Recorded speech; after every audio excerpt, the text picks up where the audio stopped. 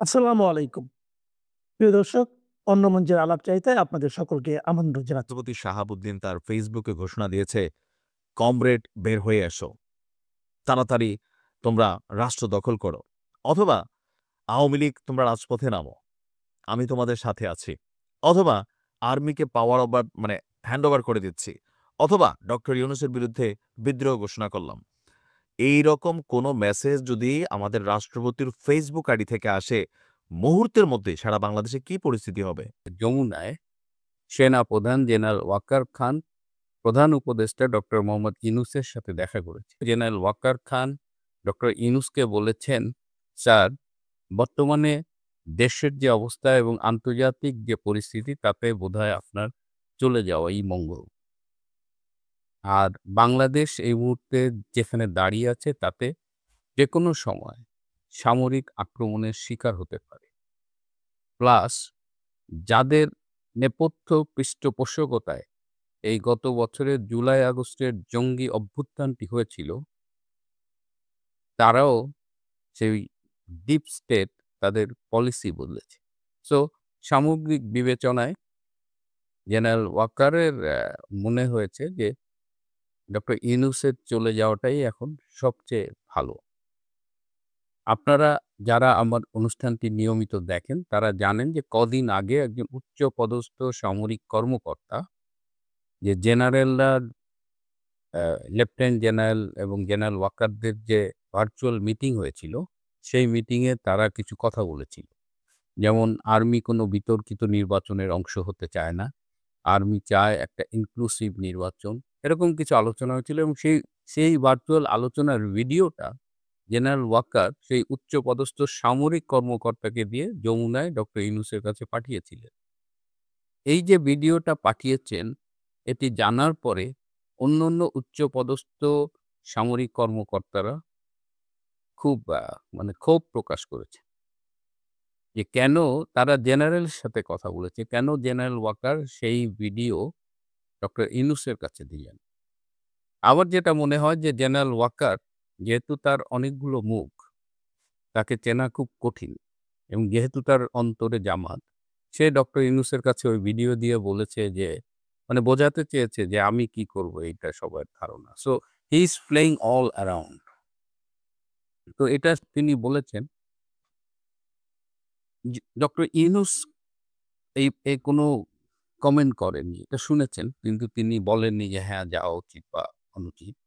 কিন্তু আমার এই প্রসঙ্গে আমার কিছু ব্যক্তিগত অবজারভেশন আছে। ডক্টর ইউনূস একজন প্রচণ্ড ক্ষমতালোভী লোক। তিনি কোনো একটা পদে বসলে সেটা আর ছাড়তে চান না। এই যে গ্রামীণ ব্যাংকের তিনি যে এমডি ছিলেন, রিটায়ারমেন্টের বয়স ছাড়িয়ে আরো অনেক পরেও তিনি কিন্তু এই পদ থেকে সরতে চাননি। সরকার তাকে সরিয়ে দিয়েছে, তার বিরুদ্ধে তিনি আইনি লড়াই করেছেন এবং সর্বোচ্চ পর্যায় পর্যন্ত। পরে আইনিভাবে হেরে তিনি এই পদটি ছেড়েছেন। সুতরাং তার মতো একজন লোভী লোক এবং প্রচণ্ড গোয়ার, কারো কথা শোনে না, প্রচণ্ড প্রতিহিংসাপরায়ণ একজন মানুষ এবং তিনি যে কারো কথা শুনে এই চিফ অ্যাডভাইজারের মতো একটা লাভজনক পদ ছেড়ে চলে যাবেন, এটা মনে হয় না কেউ বিশ্বাস করে। এর আগে তিনি আওয়ামী লীগের ১৫ বছর ৬ মাস ৮ দিনে অর্থনৈতিকভাবে যতটা ক্ষতির সম্মুখীন হয়েছেন, এই জরিমানা-টানা দেওয়া, তিনি নাকি প্রত্যেকটা টাকা সুদে আসলে সরকারি কোষাগার থেকে আদায় করে নিয়েছেন এবং এর সব ডকুমেন্ট গভর্নমেন্টের কাছে আছে। তিনি কারো কথা শোনেন না। তিনি তার কারণে অনেক আন্তর্জাতিক মিত্র শত্রুতে পরিণত হয়েছে। তিনি তিনি যেটা বোঝেন তার বাইরে কোনো কিছুতেই তিনি কান দেন না। এমনকি উপদেষ্টাদের সাথেও তার নানান বিষয়ে মতপার্থক্য দেখা গেছে। কিন্তু শুনলাম যে ডক্টর আলী রিয়াজ নাকি অ্যা ইউনূসের উপরে অভিমান করে চলে গেছেন। So he is a man like that. সে প্রচণ্ড স্বার্থপর। তো এই লোকটাকে কিভাবে ক্ষমতা থেকে সরাবেন?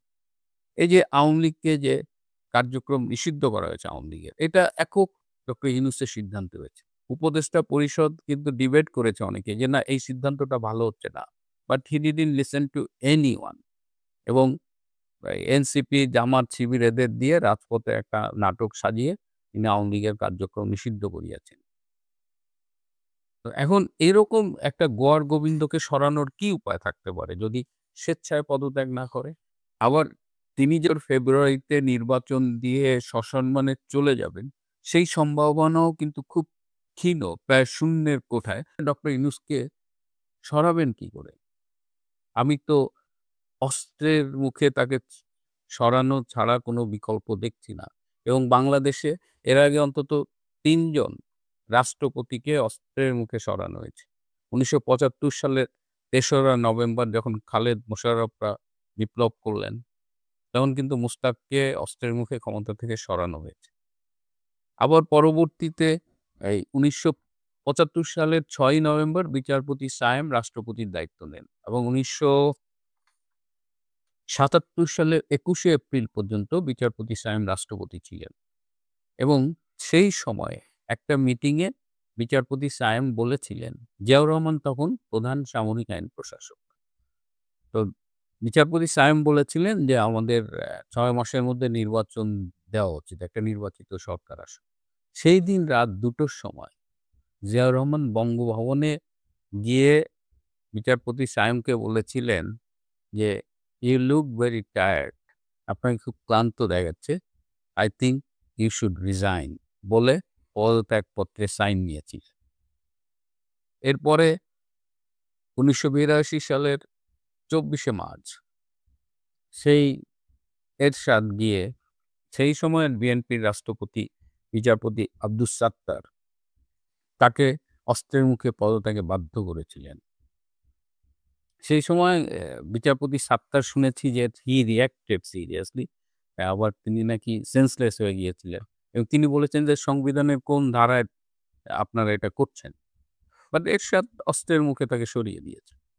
তো এখন এমন একটা পরিস্থিতি চলে গেছে, এমন একটা পরিস্থিতির মুখোমুখি বাংলাদেশ যে ডক্টর ইউনূস যদি স্বেচ্ছায় না যায় তাহলে হয়তো তাকে সরিয়ে দিতে হবে। কিন্তু তাকে গান পয়েন্টে সরাবে কে? এই যে জেনারেল ওয়াকার, তাকে তো এখন কেউ বিশ্বাস করে না। এমনকি এই যে তিনি মাঝে মধ্যে বলেন ইনক্লুসিভ নির্বাচন দিতে হবে, কোনো বিতর্কিত নির্বাচনে আমরা যাব না। এটা হলো এখন 90% আর্মি অফিসারের বক্তব্য। তিনি তাদের হয়ে এই কথাগুলো বলেন। কিন্তু তিনি কি আসলেই অন্তরে এই কথাটা বিশ্বাস করেন? জেনারেল ওয়াকারের ধ্যান জ্ঞান একটাই, সেটা হলো জামাতকে ক্ষমতা আনা। কিন্তু সে একটু বাটে পড়ছে। একদিকে তার বাহিনী তার পক্ষে নাই। আরেকদিকে তিনি এতদিন যে বলতেন মার্কিন ডিপ স্টেট, মার্কিন ডিপ স্টেট, মার্কিন ডিপ স্টেট। এখন মার্কিন ডিপ স্টেটের পলিসিও বদলে গেছে। সুতরাং জেনারেল ওয়াকার যে সবার সাথে খেলছিল, ভারতের সাথে, ইউনূসের সাথে, বিএনপির সাথে, সবার সাথে খেলে তিনিও লেদায় ফেলছেন। সো জেনারেল ওয়াকারেরও যে খুব একটা ভালো সময় যাচ্ছে তা বলা যাচ্ছে না। কারণ সে সবার সাথে প্লে করতেছে। তো এই অবস্থায় এখন বাংলাদেশ যেখানে এসে দাঁড়িয়েছে, সেখানে doctor Yunus has to go, তাকে যেতে হবে বাংলাদেশের বৃহত্তর মঙ্গলের জন্য। কিন্তু তার প্রস্থানটা কিভাবে হবে, সেটাই এখন $1,000,000 প্রশ্ন। নির্বাচন কমিশনের পক্ষ থেকে বলা হচ্ছে আগামী সপ্তাহের যে কোনো দিন তাফসিল ঘোষণা হতে পারে। তারপরও ফেব্রুয়ারিতে আদৌ নির্বাচন হবে কি না তা নিয়ে সংশয় আছে বহু মানুষের। এরই মধ্যে সরকার অনুমোদিত দলগুলো কে কার সঙ্গে ফিরবে, কার সঙ্গে কার হবে জোট, তা নিয়ে বেঁধে আছে পাহাড় সমান গন্ডগোল। দলের ভিতরেও বিশৃঙ্খলার শেষ নেই। ভোটের মাঠে নামার প্রস্তুতি দূরের কথা, প্রধান দলগুলোতে নেমেছে নেতৃত্বের বিপর্যয়। এর মধ্যে বেগম খালেদা জিয়ার অসুস্থতা, তারেক রহমানের দেশে না আসা তৈরি করেছে নতুন সংকট। বিএনপির ভারপ্রাপ্ত চেয়ারপারসন তোপ তাকিয়েছেন তার প্রধান প্রতিপক্ষ জামাত ইসলামের বিরুদ্ধে। তবে ঘরের ভেতরে এসব সমস্যাকে ছাড়িয়ে বাংলাদেশের আগামী সংসদ নির্বাচনের সুতোয় টান লাগছে বঙ্গোপসাগরের ওপার থেকে। সূত্রগুলো বলছে অংশগ্রহণমূলক নির্বাচনের জন্য পর্দার আড়াল থেকে যে আন্তর্জাতিক চাপের কথা এতদিন শোনা যাচ্ছিল, সেটি খুব শিগগিরই প্রকাশ্য হতে শুরু করবে। গত শুক্রবার যুক্তরাষ্ট্রের বহুল আলোচিত ন্যাশনাল সিকিউরিটি স্ট্র্যাটেজি বা জাতীয় নিরাপত্তা কৌশল নথি প্রকাশ হওয়ার পর দক্ষিণ এশীয় অঞ্চলকে ঘিরে আন্তর্জাতিক রাজনীতির মেরুকরণ নতুন করে মনে নিতে শুরু করেছে। এনএসএস এর ওই নথি অনুযায়ী দক্ষিণ এশিয়ায় চীনের ক্রমবর্ধমান প্রভাব মোকাবেলায় যুক্তরাষ্ট্রের প্রধান কৌশলগত অংশীদার এখন ভারত। আর গত 16 মাস ধরে শীতল সম্পর্ক আর বাংলাদেশ সরকারের সাথে পাকিস্তানের সখ্যতার কারণে দিল্লির মাথা ব্যথা এখন বাংলাদেশ। সূত্রগুলো বলছে, বাংলাদেশের ত্রয়োদশ জাতীয় সংসদ নির্বাচন ইস্যুটি নিয়ে কৌশলগত অংশীদার ভারতের লাইনে হাঁটতে শুরু করেছে মার্কিন যুক্তরাষ্ট্র। ট্রাম্প প্রশাসনের বিশেষ বার্তা নিয়ে শিগগিরই স্টেট ডিপার্টমেন্টের একজন উচ্চপদস্থ কর্মকর্তা দূত হিসেবে আসছেন বাংলাদেশে। সূত্রমতে তারপরই পাল্টে যেতে পারে দৃশ্যপট।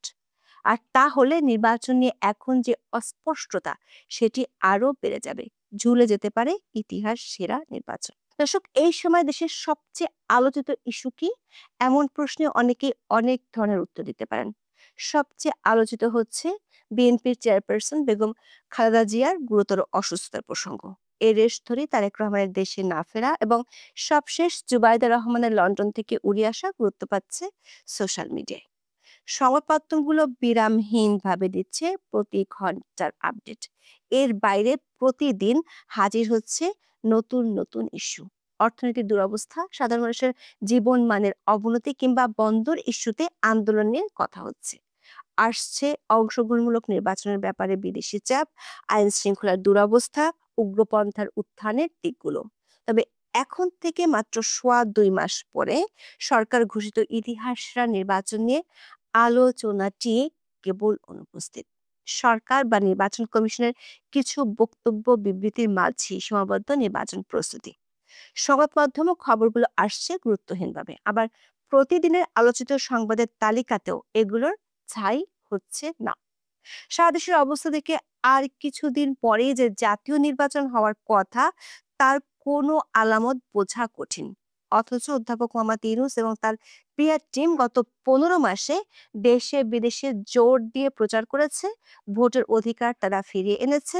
তাদের অভিযোগ, আওয়ামী লীগের সময় 3টি নির্বাচনে মানুষ ভোট দিতে না পারায় অগ্নিগর্ভ হয়ে উঠেছিল সারা দেশ। প্রশ্ন হলো, তাহলে ঘোষিত সম্ভাব্য সময়সীমায় মাত্র 2.5 মাস আগেও কেন দেখা যাচ্ছে না নির্বাচনী আমেজ? প্রায় 1 দশক মানুষ ভোট বঞ্চিত হয়ে থাকলে এখন নির্বাচনের গন্ধে কেন সাড়া মিলছে না? যদিও 7 ডিসেম্বর প্রধান উপদেষ্টার সাথে সাক্ষাৎ করেছে ইসি। এরপর জানিয়েছে পরের সপ্তাহে যে কোনো দিন ঘোষণা হতে পারে তফসিল। নির্বাচন কমিশনারদের সাথে অধ্যাপক ইউনূসের হাস্যোজ্জ্বল ছবি প্রকাশ পাওয়া সত্ত্বেও শীতের রাতের কুয়াশার মতো চারদিকে নির্বাচন নিয়ে শুধুই অস্পষ্টতা। মানুষের আলোচনায় বহু কিছুই আছে, শুধু নির্বাচন নেই। তবে আগামী ফেব্রুয়ারিতে ইতিহাসের নির্বাচনের বিষয়ে ধোঁয়াশা থাকলেও একটি বিষয়ে কারো মাঝে সংশয় নেই, তা হলো ভোটের 2.5 মাস আগেও এমন অস্পষ্টতার নজির দেশের ইতিহাসে কখনোই দেখা যায়নি। সেদিক থেকে ঐতিহাসিক নির্বাচনী প্রস্তুতিহীনতার জন্য এরই মধ্যে ইতিহাসে জায়গা করে নিয়েছে অধ্যাপক ইউনূসের অন্তর্বর্তী সরকার। দর্শক, বঙ্গোপসাগরের বড় একটি অংশের দাবিদার বাংলাদেশ, যা নির্বাচন এখন আর শুধু ব্যালট বাক্সের বিষয় নয়, এটা ভূ রাজনৈতিক স্থপতিদের ডিজাইনের অংশ। বাংলাদেশের অভ্যন্তরীণ জটিলতা যখন চরমে, তখনই বৈশ্বিক ভূ রাজনীতি তার খেলা পরিবর্তন করে দিল। গত সপ্তাহে প্রকাশিত মার্কিন জাতীয় নিরাপত্তা কৌশল বা এনএসএস 2025 আন্তর্জাতিক বিশ্লেষকরা বলছেন, এটি শুধু ওয়াশিংটনের নীতি পরিবর্তন নয়, বরং বিশ্বজুড়ে গণতন্ত্রের উপর আন্তর্জাতিক চাপের মৃত্যুঘণ্টা। এই নথির ছত্রে ছত্রে লুকিয়ে আছে এক গভীর কৌশলগত পরিবর্তন, যা বাংলাদেশের নির্বাচন, স্থিতিশীলতা এবং ভবিষ্যৎ গণতন্ত্রের উপর সরাসরি প্রভাব ফেলতে পারে। কারণ এনএসএস এর ধারাগুলো বলছে ভারতের সঙ্গে যুক্তরাষ্ট্রের এক ধরনের সমঝোতা এখন চূড়ান্ত পর্যায়ে। আবার ভারতের সঙ্গে বাংলাদেশের বর্তমান অন্তর্বর্তী সরকারের সম্পর্ক বেশ শীতল। গণতন্ত্রের প্রতি এই শীতলতা সত্ত্বেও এনএসএস স্পষ্ট করে দিয়েছে যুক্তরাষ্ট্রের প্রধান কৌশলগত ফোকাস ইন্দো প্যাসিফিকের দিকে। চীনকে তারা এখনো প্রধান কৌশলগত হুমকি হিসেবেই দেখছে। কৌশলগত আগ্রহ এবং রাজনৈতিক ব্যান্ডউইথ এখন এই অঞ্চলের দিকেই ফোকাস করছে। ওয়াশিংটন বলছে তারা চীনের সাথে সরাসরি সংঘাতে যাবে না, কিন্তু কৌশলগত মিত্রের মাধ্যমে দক্ষিণ এশীয় অঞ্চলে চীনের লাগাম টেনে ধরবে। দর্শক, মার্কিন যুক্তরাষ্ট্র এখন আর তথাকথিত গণতন্ত্রের জন্য আন্তর্জাতিক ক্লাসরুম তৈরি করতে আগ্রহী নয়। তারা দ্রুত স্থিতিশীলতা চায়, যা চীনের প্রভাব মোকাবেলায় সহায়ক হবে। যদি ওয়াশিংটন গণতন্ত্রের খাঁটিয়া তৈরি করে থাকে, তবে প্রশ্ন হলো ইন্দো প্যাসিফিকের জন্য তাদের নতুন মন্ত্রণাদ্বন্দ্বটি ধরবে কে? উত্তরটি হলো ভারত। ওয়াশিংটন ভারতকে ইন্দো প্যাসিফিকে চীনের বর্ধিত আত্মবিশ্বাসের বিরুদ্ধে আঞ্চলিক প্রতিরোধক বা জিওপলিটিক্যাল কাউন্টারব্যালেন্স হিসেবে দেখে।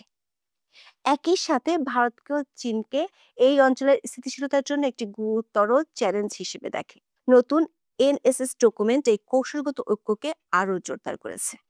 মার্কিন নীতির এই পরিবর্তন একটি গুরুত্বপূর্ণ বার্তা দেয়, সেটি হলো চীনের মোকাবেলায় ওয়াশিংটন এখন আঞ্চলিক স্থিতিশীলতা নিশ্চিত করতে ভারতকে তার ব্যাকআপ হিসেবে ব্যবহার করতে প্রস্তুত। বিশ্লেষকরা বলছেন, মার্কিন জাতীয় নিরাপত্তা কৌশল থেকে গণতন্ত্রের প্রচারের ভাষা প্রত্যাহারের ফলে বাংলাদেশ ইস্যুতে ভারত আঞ্চলিকভাবে আরো স্বাধীনভাবে কাজ করার সুযোগ। এই পরিস্থিতিতে মার্কিন যুক্তরাষ্ট্র তাদের কৌশলগত স্বার্থকে সর্বোচ্চ অগ্রাধিকার দিচ্ছে, তাই তারা আঞ্চলিক স্থিতিশীলতা রক্ষার ক্ষেত্রে ভারতকে নেতৃত্ব দিতে উৎসাহিত করবে।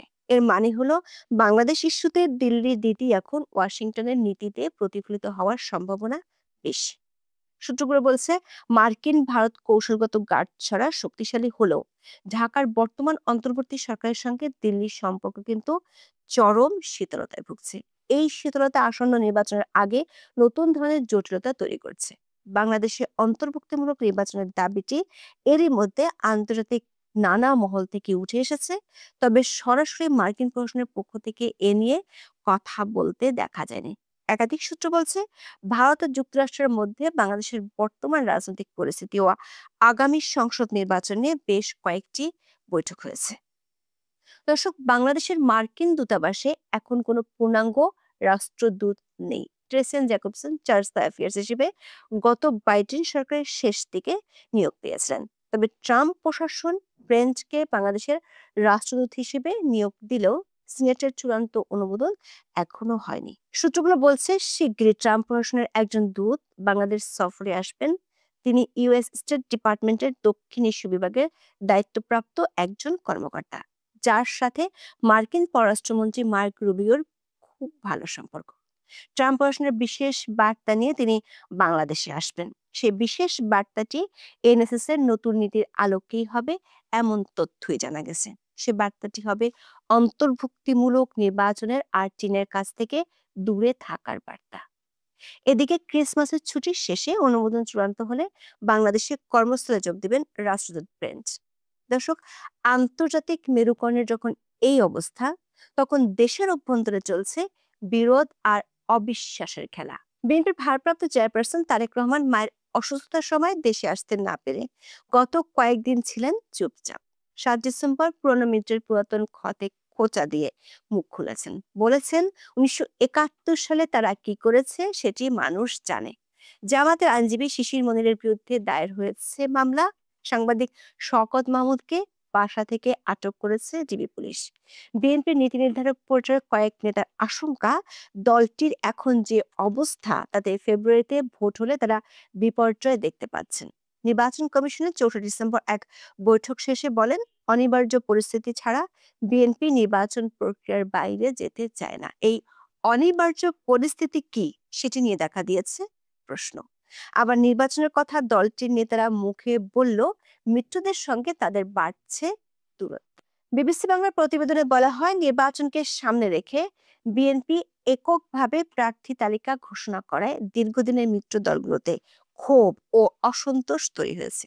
শেষ পর্যন্ত সর্বোচ্চ 10 থেকে 12টি আসন মিত্র কিংবা সমমনা দলগুলোকে ছাড়তে পারে বিএনপি। তবে এসব দলকে নিয়ে জোটবদ্ধ নির্বাচন হবে নাকি আসন ভিত্তিক সমঝোতা হবে তাও চূড়ান্ত হয়নি। দর্শক, দীর্ঘদিন ক্ষমতার বাইরে থাকা বিএনপির পক্ষে এবারের নির্বাচনে দলীয় মনোনয়ন প্রত্যাশীদের উপেক্ষা করা কঠিন হবে। ফলে জোট শরিকদের জন্য আসন ছাড় নিয়ে বাড়ছে জটিলতা। আবার নিজেদের প্রার্থী যেসব এলাকায় ঘোষণা করা হয়েছে সেখানেও স্বস্তি নেই। এরই মধ্যে বিভিন্ন এলাকায় বিদ্রোহী প্রার্থী সমর্থকেরা সংঘাতে জড়িয়ে পড়েছেন। বিএনপির সঙ্গে জোট করবে শোনা গেল, এনসিপি শেষ পর্যন্ত জোট করেছে নামসর্বস্ব দুটি দলের সঙ্গে। এদিকে লেবার পার্টির সভাপতি মোস্তাফিজুর রহমান ইরান তো বিবিসি বাংলাকে সরাসরি বলেছেন, তারা আর বিএনপির সঙ্গে নেই। ইরান বলেন, আলোচনা না করে যেভাবে প্রত্যাশিত আসনগুলোতে বিএনপি প্রার্থী দিয়েছে তাতে তারা ক্ষুব্ধ ও ব্যথিত। 20 বছর তারা বিএনপির সঙ্গে চলেছেন, এখন আর 20 দিনও চলতে চান না। একই ধরনের ক্ষোভ ঝেড়েছেন বিপ্লবী ওয়ার্কার্স পার্টির সাধারণ সম্পাদক সাইফুল হক। সব মিলিয়ে বোঝা যাচ্ছে বাংলাদেশের রাজনীতিতে বর্তমানে কোনো একক শক্তি ডিক্টেট করতে পারছে না। দেশের অভ্যন্তরীণ রাজনৈতিক জটিলতা, অর্থনৈতিক অস্থিরতা এবং আন্তর্জাতিক ভূ রাজনৈতিক সমঝোতার এই খেলায় শেষ হাসি জনগণের মুখে ফুটবে কিনা তা নির্ভর করছে সংস্কারগুলো কতটা কার্যকরভাবে বাস্তবায়িত হচ্ছে তার উপর। তবে একটি বিষয় বেশ স্পষ্ট, খেলার ফলাফল নির্ধারণ করছে না কেবল ঢাকা, বরং দিল্লি এবং ওয়াশিংটনের কৌশলগত যুগলবন্দি, যেখানে এনএসএস একটি বড় ফ্যাক্টর। এই এনএসএস এর কারণে ভূ রাজনৈতিক বাধ্যবাধকতা তৈরি হয়েছে যে বাংলাদেশের ট্রানজিশন যেন নিয়ন্ত্রিত হয় এবং আঞ্চলিক স্থিতিশীলতা যেন বজায় থাকে। বাংলাদেশের রাজনীতি এখন এমন এক সিরিয়াল যেখানে প্রধান চরিত্ররা সব দেশের বাইরের এক প্রতিবেশী চায় তার পছন্দের লোক থাকুক, আর আরেক পরাশক্তি চায় তার প্রতিদ্বন্দ্বী যেন না থাকে। আর বাংলাদেশের মানুষ তারা কেবল দর্শক, যারা রিমোট হাতে নিয়ে বসে আছেন, ভাবছেন কখন এই নাটকের পর্ব শেষ হবে। সংস্কার হচ্ছে, সংবিধান বদলাচ্ছে, কিন্তু সেই পুরনো প্রশ্নটা থেকেই যাচ্ছে, ভোটে কি ভোটটা দেওয়া যাবে নাকি শুধু এখন পর্যন্ত বিএনপির নমিনেশন পেয়ে আছে আজাদ। আজাদের অসভ্যতা, দুর্নীতি, মাস্তানি, কালোবাজারি ২৫০০ এলাকায় যারা আছে সবাই জানে, এমনকি বাংলাদেশের অনেকেই জানে। এই অসভ্য লোকটিকে নমিনেশন দিয়ে তারেক রহমান প্রমাণ করেছে যে তারেক জনবিচ্ছিন্ন এবং সে সাধারণ মানুষের পালস বোঝে না। কারণ তারেক যদি সাধারণ মানুষের পালস বুঝতো তাহলে নমিনেশনটি এখনো টিকিয়ে রাখে না। এটা সাধারণ জনগণের সাথে তারেকের একটি চ্যালেঞ্জ। মার্কা না ব্যক্তি, না অবদান, না কারো ব্যক্তিগত ক্যালিবার, কোনটা বিচার্য হবে একটি নির্বাচনে? শুধুমাত্র মার্কা দেখে দলের প্রধান স্বৈরাচারের মতো কাউকে ক্যান্ডিডেচার দিয়ে দিবে, সেটাকে ২৫০০ মানুষ মেনে নেবে? আমাদের ২৫০০ মানুষ বরাবরই বিদ্রোহী টাইপের, কারণ আমাদের ২৫০০-এ হাজার হাজার মোগল আমলের সেনাবাহিনীর সদস্যরা এখানে স্থায়ী হয়েছিল, এবং তাই আমরা একটু বিদ্রোহী টাইপের মানুষ। ২৫০০-এ আমার পরিবারের পরিচয় আপনারা জানেন। আমার গ্র্যান্ডফাদার অর্থাৎ আমার নানা কে এম সাদিকুর রহমানের অবদান পুরিন্দা হাই স্কুল থেকে শুরু করে একেবারে ২৫০০-এর সব জায়গায় ছড়িয়ে ছিটিয়ে আছে। আমার নানাবাড়ি পরিবার খন্দকার ফ্যামিলি ২৫০০-এর পশ্চিম সাইডের সবচেয়ে প্রভাবশালী পরিবার, এবং আমাদের পরিবার থেকে অনেকেই এখন পর্যন্ত মেম্বার অফ পার্লামেন্ট হয়েছেন। এবং আমি কে এম সাদিকুর রহমানের সবচেয়ে বড় নাতি। এছাড়াও আমার বাবার সাইডে অর্থাৎ ২৫০০-এর পূব সাইডে তেটিয়া দরবার শরীফের আমি হচ্ছি গদিনুদ্দিন। আপনারা জানেন গত ১০০ বছর ধরে সুফি পরিবারের সেই পরিবারের প্রভাব আমরা ১০০ বছর ধরে আমাদের লক্ষ লক্ষ মুরিদ এবং আমাদের বন্ধুবান্ধব দিয়ে সেইখানে আমরা আপনাদের ভালোবাসায় জড়িয়ে আছি। আমি আপনাদের বলছি, আজাদকে সমর্থন করা হবে আমার ২৫০০ নারায়ণগঞ্জ ২ এলাকার সবচাইতে বড় ভয়ঙ্কর পরিণতি। সেখানে যদি বিএনপির কোনো সুষ্ঠু ক্যান্ডিডেট সেখানে নমিনেশন পেত, আমি তাকে সমর্থন করতাম। কিন্তু যত সময় যাচ্ছে ততই মনে হচ্ছে তারেক কোকোর বউয়ের এই চয়েসের বাইরে যেতে পারার ক্ষমতা রাখে না। তাই আমাদের হাতে তুলে নিতে হবে ২৫০০-এর ভবিষ্যৎ। যদি তারেক আজাদের পরিবর্তে বা বিএনপি আজাদের পরিবর্তে অন্য কোনো সুষ্ঠু নির্বাচনে অংশগ্রহণকারী ব্যক্তিকে নমিনেশন দেয় বিএনপির পক্ষে, আমি তাকে সমর্থন দেব। কিন্তু সেই সময়টি বোধহয় পার হয়ে যাচ্ছে। ২৫০০-কে তাই আমি ধ্বংস হতে দিতে পারি না। ২৫০০-কে অবশ্যই আমাদের বাংলাদেশের একটি রোল মডেলে পরিণত করতে হবে। সেখানে আমরা দুর্নীতিবাজদের, আমরা কালোবাজারিদের, অসভ্যদের জায়গা দেব না, কোনো অবস্থাতেই না, কোনো অবস্থাতেই না। তাই চিন্তা ভাবনা এগিয়ে চলেছে আমাদের। আমাদের চিন্তা ভাবনার এখন যে পর্যায়ে এসে দাঁড়িয়েছি সেটা হচ্ছে, আমি ঘোষণা দিচ্ছি, যদি আজাদের ক্যান্ডিডেচার বিএনপি থেকে বাতিল না করা হয় এবং সুষ্ঠু অন্য কাউকে দেয়া না হয়, তাহলে সেখানে স্বতন্ত্র নির্বাচন করব আমি সেখানে স্বতন্ত্র ক্যান্ডিডেট হব ২৫০০কে রক্ষা করার জন্য, এবং আপনারা আমার পাশে থাকবেন আশা করি। কে এম সাদিকুর রহমানের নাতি হিসাবে, বড় নাতি হিসেবে, এবং হযরত সুলাইমান শাহের নাতি হিসাবে আপনারা আমার পাশে থাকবেন। আপনারা আমার রাজনৈতিক মূলনীতিগুলো জানেন। আমি জামাত বিরোধী, আমি মৌলবাদিতার বিরোধী, আমি সকল ধর্মের মানুষের অধিকারের কথা বলি। আমি বিশ্বাস করি আওয়ামী লীগ পরিশোধিত হয়ে আওয়ামী লীগের অবশ্যই রাজনীতি করার অধিকার আছে এবং দলীয় ব্যানারের অধিকার আছে, কারণ আওয়ামী লীগের ইতিহাস বাংলাদেশের স্বাধীনতা সার্বভৌমত্বের সাথে জড়িত। আওয়ামী লীগের কিছু নেতা কর্মীদের বিফলতার কারণে আওয়ামী লীগকে নির্বাচনের বাইরে রাখা যাবে না, উচিত হবে না রাখা। তাই আমি আওয়ামী লীগের মানুষের রাজনীতি করার অধিকারের কথাও বলবো, যদিও আমি শহীদ রাষ্ট্রপতি জিয়াউর রহমানের রাজনৈতিক আদর্শ অনুসরণ করে থাকি। আমি মনে করি সকল নেতার ভুল আছে, সবারই ভুল আছে, কিন্তু সবার রাজনীতি করার অধিকার আছে, যদি তারা জামাতের মতো সন্ত্রাসী না হয়। যারা স্বাধীনতা সার্বভৌমত্বের বিরোধী, আমি তাদের বিরোধী। আপনারা আমার হাতকে শক্তিশালী করবেন আশা করি। আমি সকল মত প্রকাশের অধিকারের কথা বলি, কারণ শহীদ রাষ্ট্রপতি জিয়াউর রহমান বলে গেছেন, ব্যক্তির চাইতে দল বড়, দলের চাইতে দেশ বড়। তাই আমি বলবো, বিএনপি, আওয়ামী লীগ সবাই আমার পাশে থাকবেন ২৫০০কে রক্ষা করার জন্য, এবং এইরকম স্বৈরাচারী সিদ্ধান্ত আজাদকে ঘিরে নেয়া, এর বিরুদ্ধে আপনারা আমার পাশে দাঁড়াবেন। আমরা চাই আমাদের বাংলাদেশ সবার উপরে বাংলাদেশ, সকল ধর্মের বর্ণের মানুষের অধিকার আমরা প্রতিষ্ঠিত করব, বহুদলীয় গণতন্ত্র আমরা প্রতিষ্ঠিত করব। বাংলাদেশকে মৌলবাদীদের হাতে আমরা তুলে দেব না। আমরা অন্য কোনো বিদেশি শক্তির পদলেহন করব না। আমরা আর কোনোভাবেই কোনো পরিবারতন্ত্রের পদলেহন করব না। স্বীয় যোগ্যতায় কেউ যদি নেতৃত্ব প্রমাণ করতে পারে, করবে, কিন্তু সেটা বোধহয় ধীরে ধীরে প্রায় অসম্ভব হয়ে যাচ্ছে। বোধহয় তারেক রহমান তার বাবা সুযোগ্য সন্তান যে নয়, সেটা প্রমাণ হচ্ছে আস্তে আস্তে। তাই বিএনপিকে রক্ষা করার জন্য আমার এই পদক্ষেপ।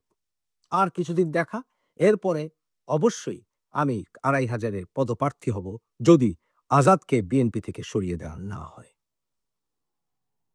সুস্থ থাকবেন, সুন্দর থাকবেন। এবং নারায়ণগঞ্জের ৫-এর মাসুদকে বলছি, আজাদের মতো একটি কুলাঙ্গারকে তোমরা প্রধান অতিথি বানিয়েছ, বড্ড অন্যায় করেছ। আজকে মোটামুটি সারা বাংলাদেশ অবাক। ব্যারিস্টার ফুয়াদকে আওয়ামী লীগ, মানে গুপ্ত অবস্থায় আছে থাকা আওয়ামী লীগ, প্রকাশ্যে থাকা বিএনপি, দুই দল মিলা এমন অবস্থা করছে ব্যারিস্টার ফুয়াদ। এখান থেকে ফুয়াদ ভাইয়ের একটা জিনিস কিন্তু শিক্ষণীয়, যে থাকে না যে আপনার কাছাকাছি ক্ষমতা আছে বা মাঠটা একটু পরিষ্কার, মন যা চায় ক্যান্টনমেন্ট উড়াই দিবেন। আপনার নির্বাচনী এলাকায় আজকে আপনার যেই গণধোলাইয়ের চেষ্টা করা হয়েছে, মানে মাথার টাক টোক কিন্তু প্রথমে ফাইডা যেত ফুয়াদ ভাই। দর্শক, আজকে যে ঘটনা দেখছেন, আসলে ঘটনার প্রেক্ষাপটটা কিন্তু অনেকে জানেন না। কোথায় কারা এইভাবে ব্যারিস্টার ফুয়াদকে ধাওয়া দিল, আর কোনো রকমে গাড়িতে উঠা মান সম্মান ইজ্জত বাঁচাইলো ভাবে লুঙ্গিটা খুলে রেখে, আমি লুঙ্গি পরে না, উনি পায়জামা পরে। আচ্ছা, যাই হোক, নিজের নির্বাচনী এলাকায় গিয়ে জনসাধারণের তোপের মুখে পড়েছিলেন আজকে এবি পার্টির সাধারণ সম্পাদক ব্যারিস্টার ফুয়াদ। এই সময় যে ভুয়া ভুয়া স্লোগান সহ আরো কিছু গালাগালির শব্দ ছিল। রবিবার দুপুর ১টার দিকে আপনার এই ঘটনা ঘটেছে। রহমতপুর, বাবুগঞ্জ, মুলাদি, হিজলা, মানে এই ৩টা এলাকার যে সড়ক আছে, সেই সড়কের আরিয়াল খাঁ নদীর উপর মীরগঞ্জ সেতুর ভিত্তিপ্রস্তর স্থাপন অনুষ্ঠানে গিয়েছিল ব্যারিস্টার ফুয়াদ। মানে নতুন লেতা হয়েছে তো, ভিত্তিপ্রস্তরে গেছে, মনে হয় উনি দল ক্ষমতায় আছে, উনি ফান্ডিং করছে, থাকে না, মানে যাই হোক। তো এই সময় ওনার বক্তব্য ছিল কি, স্থানীয়রা চাঁদা চাওয়ার কারণে নাকি সেতুর কাজ স্থগিত ছিল। এখন স্থানীয়রা এই মুহূর্তে কারা? বিএনপি। এরপরই স্থানীয় জনগণ তাকে ঘিরে ভুয়া ভুয়া স্লোগান দেয়। পরিস্থিতি এক পর্যায়ে উত্তপ্ত হয়ে উঠলে দ্রুত দৌড়ে গিয়ে গাড়িতে ওঠেন এবং এলাকা ত্যাগ করেন। পরে স্থানীয় ছাত্রদলের পক্ষ থেকে ব্যারিস্টার ফুয়াদকে বাবুগঞ্জে অবাঞ্ছিত ঘোষণা করা হয়। এখন কেন ছাত্রদল এই কাজ করলো? বাবুগঞ্জ উপজেলা ছাত্রদলের আহ্বায়ক যিনি আছেন আতিক ভাই, তিনি বলছেন যে সেতু উদ্বোধনী অনুষ্ঠানে এসে ফুয়াদ বাবুগঞ্জের সাধারণ নাগরিকদের চাঁদাবাজ বলে অপপ্রচার করেছেন, এমনকি চায়না কোম্পানির কাছে চাঁদা চেয়েছেন ফুয়াদ বলেছিল। আর এমন অভিযোগ তুলে গণমাধ্যমে ফুয়াদ মন যাচায় তাই বক্তব্য দিচ্ছিল। এই ব্যাপারে আমরা স্থানীয় সাধারণ নাগরিকরা এক হয়ে প্রতিবাদ করছি। এখন এই যে সাধারণ নাগরিক বলতে তো কোনো নাগরিক নাই। ব্যারিস্টার ফুয়াদ সাম্প্রতিক সময়ে সেনাবাহিনী ক্যান্টনমেন্ট উড়াই দেওয়া, গালাগালি করা, তারপর হচ্ছে বঙ্গবন্ধু শেখ মুজিবকে নিয়ে মন যা চায় তাই বলা, এই যে টেলিভিশন টক শোতে এসি রুমে বৈশা পাকনা পাকনা কথা বলে, বাস্তবতা হচ্ছে এইটা যেটা আজকে ফুয়াদ পাইছে। ক্ষেতের সাক্কা খেতে তোলে, লাইলে ভাঙ্গে না মুসলিম ভাইয়ের বউ, সেই ডায়লগটার বাস্তব রূপ নিশ্চয় আজকে ব্যারিস্টার ফুয়াদ দেখছে। আমার মনে হয় না আর কি আগামী দিনে আর এলাকায় যাবে। আর মুসলিম ভাইয়ের বউর আমি একটা প্রশ্ন করছিলাম, তেল্লা চোরাও পাখি ফুয়াদ নেতা, তুমি এই কথাটা কেন বললা?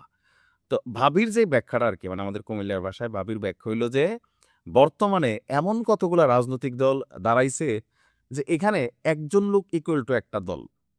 গ্রামের একটা মেম্বারই ভোটে এরা পাশ করবে না যদি সেখানে আওয়ামী লীগ, বিএনপি, জামাত, জাতীয় পার্টি প্রার্থী দেয়। এদেরকে খুঁজে পাওয়াই যাবে না। মাঠ পরিষ্কার, মন যা চায় তাই বলা যায়, ক্যান্টনমেন্ট উড়াই দেওয়া বলা যায়, কিন্তু পরিস্থিতি বদলাইলে সবার আগে আবারও গুপ্ত অবস্থায় গিয়া লুকাই যাবে ফুয়াদরাই। ভালো থাকুন। আসসালামু আলাইকুম।